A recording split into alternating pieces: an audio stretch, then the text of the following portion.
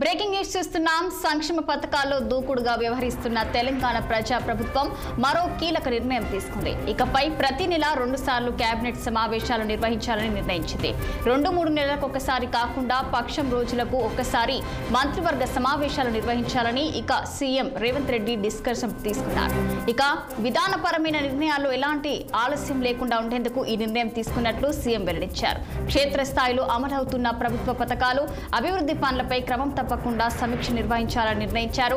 అలాగే మంత్రులతో ఎప్పటికప్పుడు చర్చించేందుకు వీలుగా 2 వారాలకు ఒకసారి కేబినెట్ మీటింగ్లు ఏర్పాటు చేయాలని అధికారులను సీఎం ఆదేశించారు.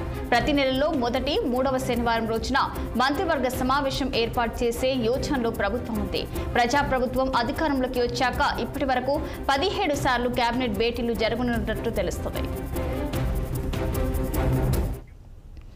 ఇదే అంశంపై మరింత సమాచారం మా ప్రతినిధి అశోక్ రెడ్డి ఫోన్ లైన్ లో అందించేందుకు సిద్ధంగా ఉన్నారు.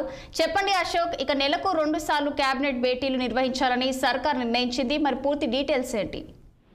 సో ఈ తెలంగాణ ప్రభుత్వము కీలక నిర్ణయం తీసుకుంది. ఇకపై ప్రతి నెల 2 సార్లు కేబినెట్ సమావేశాలు నిర్వహించాలంటూ నిర్ణయం తీసుకున్నట్టు తెలుస్తుంది. అధికారికంగా ఎలాంటి సమాచారం ఉన్నప్పటికీ కేవలం ప్రభుత్వ వర్గాల ప్రకారం మనకు అందుతున్న సమాచారం ప్రకారం మనం వార్త చెప్తున్నాము. సో ఈ కేవలం 15 రోజులకు ఒకసారి మంత్రివర్గ సమావేశాలు నిర్వహించాలంటూ ముఖ్యమంత్రి రేవంత్ రెడ్డి నిర్ణయం తీసుకున్నారు. దానికి సంబంధించిన ఇంకా ఎలాంటి అధికారికంగా రాలేదు. కేవలం ఇది ప్రభుత్వాల ఉన్న ఆఫీసర్ల చెప్పిన మాట ప్రకారము కేవలం 15 రోజులకు ఒకసారి పెట్టాలని నిర్ణయం తీసుకున్నట్టు తెలుస్తోంది.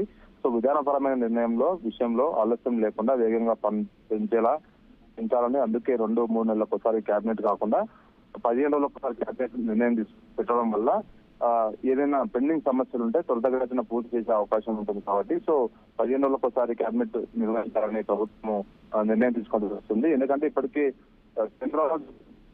కేంద్రంలో ప్రభుత్వం ప్రతి మంగళవారము కేబినెట్ సమావేశం నిర్వహిస్తుంది. సో కాబట్టి అంత కాకుండా నెలలో 2 సార్లు నిర్వహించాలంటూ ప్రభుత్వం నిర్ణయం తీసుకుని తెలుస్తుంది. దానికి ముఖ్యమంత్రి సూత్రప్రాయం కూడా ఒప్పుకున్నట్టు తెలుస్తుంది.